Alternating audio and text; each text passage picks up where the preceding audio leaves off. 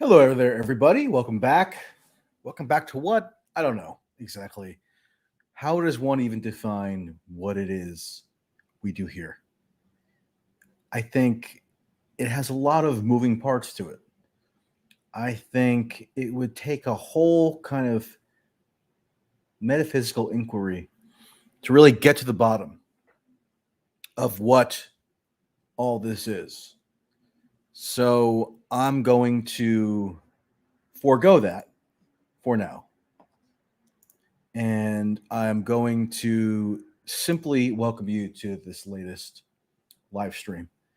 Set aside all the kind of underpinnings of philosophical intrigue for now. Something interesting has happened in the culture and society in 2021 compared to 2020. In 2020, we were reaching the crescendo of a period of generalized political engagement that, by a whole host of metrics, was really somewhat unprecedented. You had, obviously, the protests and riots of that year, which were widely heralded as the biggest in U.S. history. That's something. You had the 2020 presidential election, which had the highest voter turnout since the early 1900s, so over 100 years at minimum. And you had just a boom period for all the kind of different elements of the marketplace that service political interests, right? So TV ratings, which everybody had thought, on cable news were, going down the toilet, skyrocketed. People were making tons of money. Newspapers and magazines, for whom the business model pre-2016 was thought to be dead, they prospered, or at least some did. I mean, people subscribed to the New York Times because they thought that it was some brave act of defiance, and they were standing up for democracy if they subscribed to the NYT. But there was basically a renaissance of just commercial political product during the period of 2016 to 2020.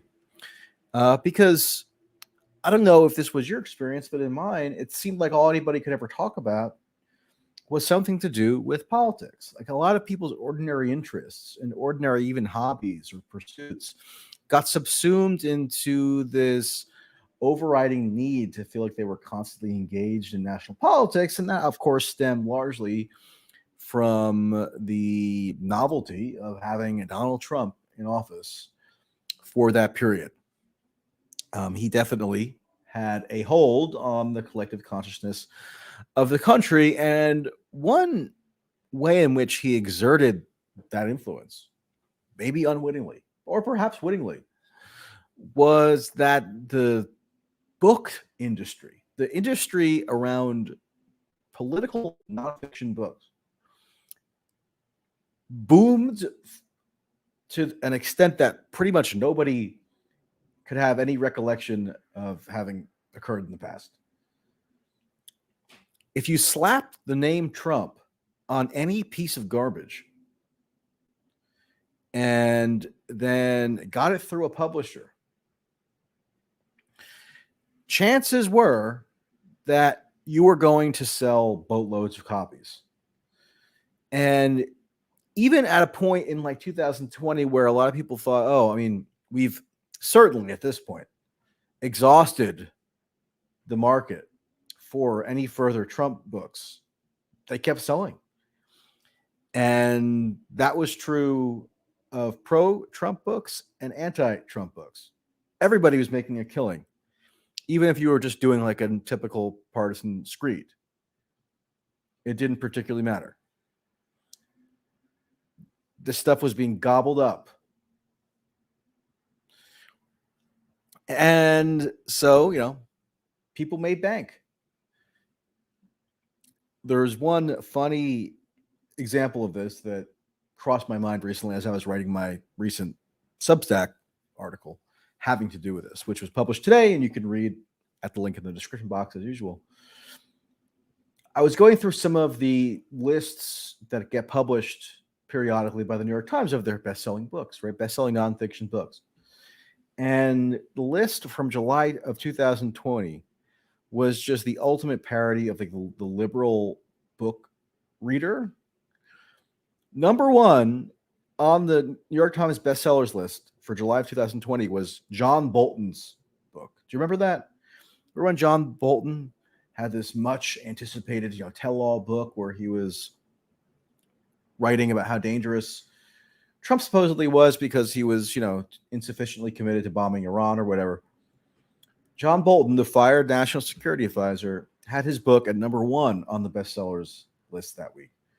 Number two, it was White Fragility by Robin DiAngelo.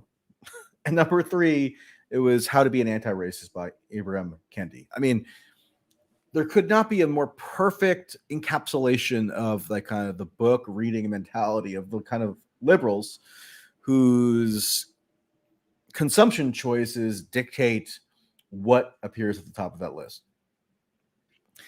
And it's almost impossible to parody. So I just kind of let you know that occurred in July of 2020.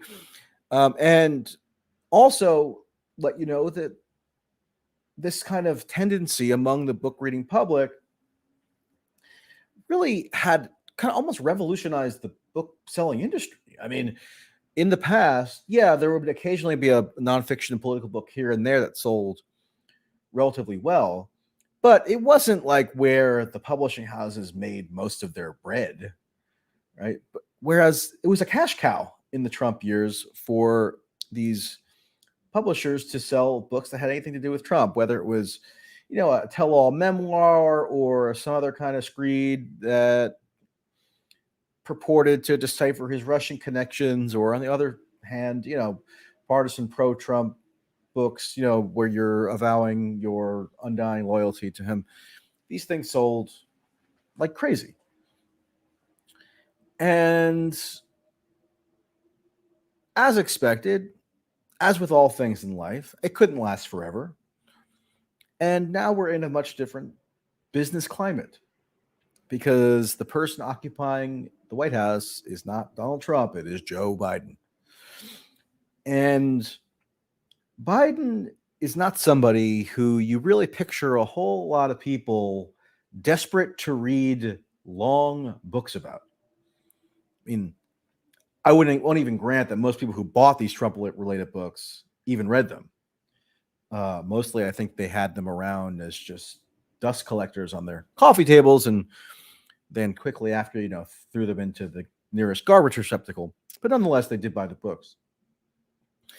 And who is the reader who is impassioned enough one way or another about Joe Biden that they're going to actively seek out a book on any aspects of Biden at all, whether it's his political history, whether it's the current presidency, the vice presidency, his Senate tenure, anything. I mean, he's been such a mainstay of U.S. politics for so long that you really would be hard-pressed to entice even his most ardent supporters or critics to pick up a book on Biden.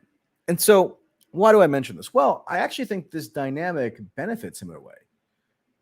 And in this sense, Trump's every foible was hyper scrutinized by the media, by these frenetic book readers, by anybody who is a sentient adult from 2016 to 2020, because it was just always in your face, the latest Trump, antic. Any little nugget that you could uncover related to Trump from however long ago, I mean, there was a decent chance that it was going to be spun into some kind of explosive bombshell that was going to change everything, right? And so Trump's, business practices, his uh, the way in which he kind of intertwined his familial kind of interests with his governing agenda, all that was hyper scrutinized, and some of it, was worthy of scrutiny, just like it would be for any president. But we've now had this like whiplash, where a year ago the president was being scrutinized from every conceivable angle 24/7, and nobody could get enough of this because it was a form of entertainment. And today, it's like only the absolute most committed hobbyists are ever even going to dream of delving into the background of Joe Biden with anything like the same intensity. And I think this actually has a lot of significant implications, because there was an interesting book that came out recently, came out in September, by reporter Ben Schreckinger at Politico, that actually contains a motherload of pretty interesting tidbits, let's say, about Biden's whole political trajectory that are really not common knowledge in the public, may not even be common knowledge in the media. Even among kind of like political junkies, a lot of this wouldn't be known. And it has a lot of bearing on his ability to kind of skate by and not face the kind of scrutiny that his predecessor did, that this book really did not cause anything like the same splash as a million books in the Trump era did, regardless of quality. I mean, Omarosa had a memoir that was a bestseller. I could go on and on. It was just insane. Whereas, a book like this comes along, and, Ben Schreckinger actually breaks the story in the book that he was able to verify the contents of the infamous Hunter Biden laptop from hell as being authentic, or at least he verified that certain emails were authentic by simply contacting the recipients of those emails and asking them if they were authentic, because Schreckinger got his hands on a partial copy of the hard drive. So, that was one thing. I mean, that did get a little bit of attention when the book was first published. But there's so much beyond that I think is actually very illuminating as to the significance of the Biden presidency, and also the discrepancy between the kind of almost excessive, at times, hyper scrutiny that Trump was subject to versus the relatively hands-off approach that Biden is being subject to now. And so I'm going to continue on with that on Rockfin. The link to that video is in the description box. Head over there now, and I'll continue and give you more insights from this book and what I think it means for political society.